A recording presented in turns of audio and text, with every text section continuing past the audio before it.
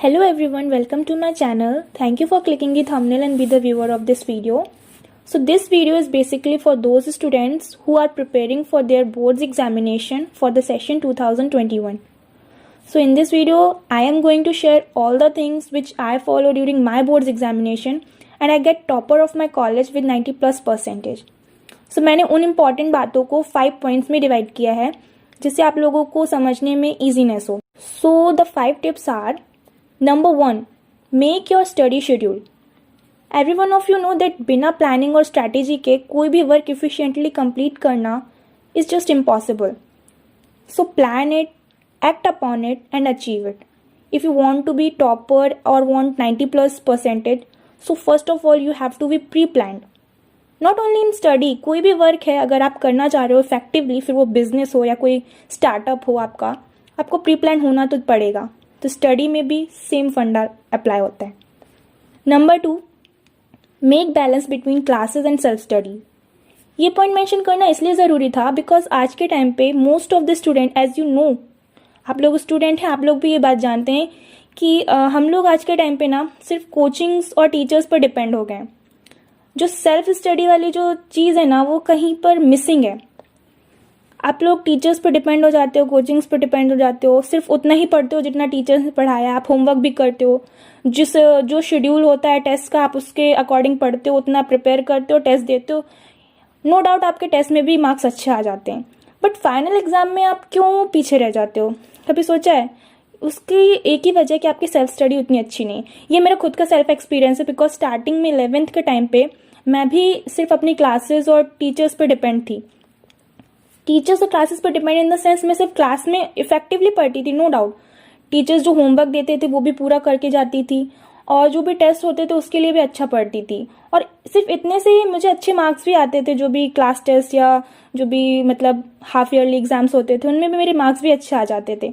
But कहीं ना कहीं मैं अनसेटिस्फाइड रहती थी बिकॉज मुझे ये लगता था कि जितना क्लास में पढ़ाया जाता है उतना तो सभी लोग पढ़ते हैं, राइट? जितना आप टीचर से ले रहे हो उतना तुम्हारे बगल में बैठा हुआ बच्चा भी उतना ही पढ़ रहा है, right?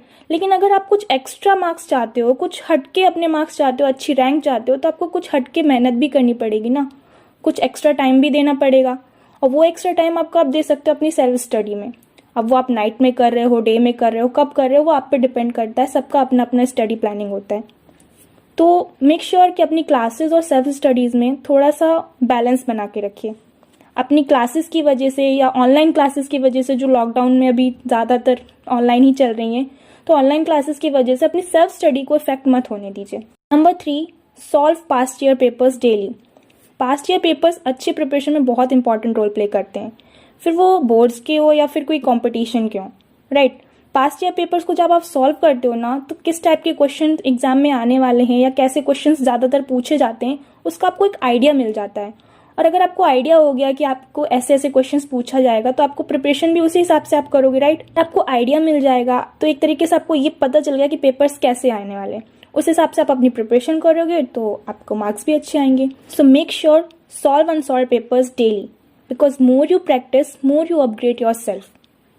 Number 4, study less but effective. Every one of you know that पढ़ाई के साथ साथ एक्स्ट्रा एक्टिविटीज़ भी इंपॉर्टेंट होती है, राइट? इसलिए आपको जो भी वर्क अच्छा लगता है एक्स्ट्रा एक्टिविटीज़ में, फॉर एग्जांपल पेंटिंग हो गया, म्यूजिक, डांसिंग, जो भी अच्छा लगता है आप उस पर भी उतना ही टाइम दो.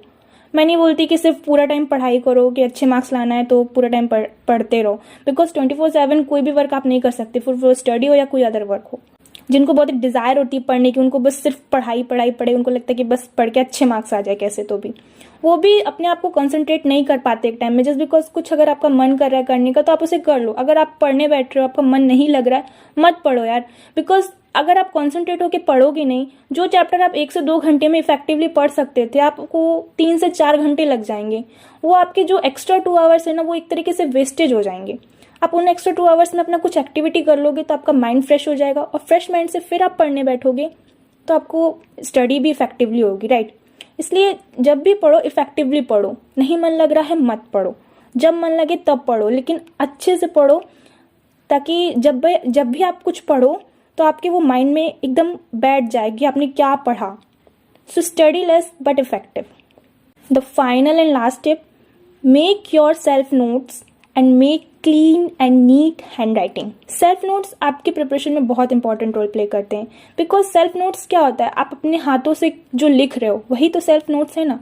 सेल्फ नोट्स प्रिपरेशन में बहुत ही हेल्प करते हैं, बिकॉज जब आप सेल्फ नोट्स बना रहे होते हो तो आप उस टाइम अपने हैंड को चला रहे होते हो। आप हाथ से जब कुछ लिखते हो तो आपका माइंड ज़्यादा एक्टिव होता है, आपके हैंड के साइड होता है कि आप क्या लिख रहे हो। फॉर एग्जाम्पल आप कुछ रीड कर रहे हो, बुक रीड कर रहे हो, सिर्फ पढ़ रहे हो, पढ़ते टाइम हो सकता है कि आपके माइंड में रीडिंग के साथ साथ कुछ और भी माइंड में चल रहा हो, वो हो सकता है। बट अगर आप कुछ लिख रहे हो तो बहुत ही कम चांसेस होते हैं कि आपके माइंड में उस टाइम कुछ एक्स्ट्रा चीज़ आ रही हो। तो लिखने से क्या होता है ना, हमारा माइंड ज़्यादा इफेक्टिव वर्क करता है। इसलिए कहते हैं कि कुछ भी अगर लर्न नहीं हो रहा तो उसको लिख कर बार बार लर्न करो तो जल्दी लर्न हो जाता है, राइट। क्योंकि लिखने के टाइम आपका जो माइंड होता है वो आपकी हैंड राइटिंग यानी आपके फिंगर्स पे होता है, आपके पेन के टिप पे होता है कि आप क्या लिख रहे हो। इसलिए सेल्फ नोट्स बनाना बहुत ही इंपॉर्टेंट रोल प्ले करता है। अगर आप जितना ज़्यादा सेल्फ नोट्स बनाओगे यानी उतना ज़्यादा अपने हाथों को चलाओगे, उतना जल्दी आप चीज़ों को ग्रैब करोगे, उतना जल्दी आप किसी चैप्टर को या किसी आंसर को लर्न कर पाओगे, राइट। वहीं पर दूसरी चीज़ होती है हैंड राइटिंग। बोर्ड्स में तो इसका बहुत ही रोल इंपॉर्टेंट है, बिकॉज कई बार क्या होता है ना, एग्जामिनर्स जल्दी जल्दी सिर्फ कॉपी चेक करने के चक्कर हैंड राइटिंग के बेसिस पे ही मार्क्स देते हैं। तो अगर आप अच्छी हैंड राइटिंग बनाओगे तो मे बी एग्जामिनर इम्प्रेस होके आपके रिप्रेजेंटेशन को, आपके तरीकों को देख के अच्छे मार्क्स दे आपको। सो हैंड राइटिंग तो बहुत ही ज़रूरी है। तो make sure right clearly and neat and clean hand writing होनी चाहिए, राइट। जितना अच्छा आप बिकॉज जितना अच्छा आप लिखोगे उतना अच्छा आप पढ़ोगे। न केवल बोर्ड एग्जाम में तो अच्छा लिखना ही है, नॉर्मली भी जो आप नोट्स बनाते हो ना उसमें भी आप अच्छी हैंड राइटिंग लिखो। आप जितना अच्छा नोट्स बनाओगे, जितना अच्छा लिखोगे उतना अच्छा पढ़ोगे, और जितना अच्छा पढ़ोगे उतना अच्छा आपका आउटपुट मिलेगा। Okay, so these are some tips for you to be followed and I hope आप लोगों को इससे काफ़ी हेल्प मिलेगी। एंड मेरा यही मोटिव था कि मैं आप लोगों को मोटिवेट करूं और आपको हेल्प करूं, right. And last but not the least, bonus tip मैं आप लोगों को दे रही हूँ, जो मेरा खुद का एक सीक्रेट था, that don't share your secret of study with any of your friends. अगर आपको कुछ सीक्रेट है स्टडी का कि आप कितने आवर्स पढ़ रहे हो, कैसे पढ़ रहे हो, डोंट शेयर टू एनीबडी। हाँ, किसी को हेल्प चाहिए आपसे या आप उसको नहीं समझ में आ रहा है तो आप उसको हेल्प कर सकते हो, बट फिर भी जो आपका जो बोलते हैं ना कोर सीक्रेट होता है, सबका अपना अपना सीक्रेट होगा, राइट। तो हो सके तो उसको मत ही शेयर करो। So these are the some tips, so follow it and I am sure आप लोगों को इससे काफ़ी हेल्प मिलेगी और आप लोग अपने मार्क्स में, अपनी स्टडी में काफ़ी इंप्रूवमेंट ला सकते हैं। इन्हीं चीज़ों को फॉलो करके सीरियसली मैंने भी 90+ % गेन किए थे अपने बोर्ड्स में। सो कुछ एक्स्ट्रा नहीं पढ़ती थी कि बहुत ज़्यादा सिर्फ पढ़ती रहती थी सुबह से शाम तक, बिकॉज हार्ड वर्क उतना ही करना चाहिए जितना नीड है। ज़बरदस्ती पहले पढ़ रहोगे तो कोई मतलब नहीं है, बिकॉज आज के टाइम पे हार्ड वर्क से ज़्यादा स्मार्ट वर्क की नीड हो गई है and I believe in smart work. Do you believe? अगर करते हो तो प्लीज़ मुझे कमेंट में ज़रूर बताना। सो hope you like this video, and if you like it then don't forget to like, subscribe and share, and also press the bell icon for more updates. Meet you soon in the next video. Till then, bye bye.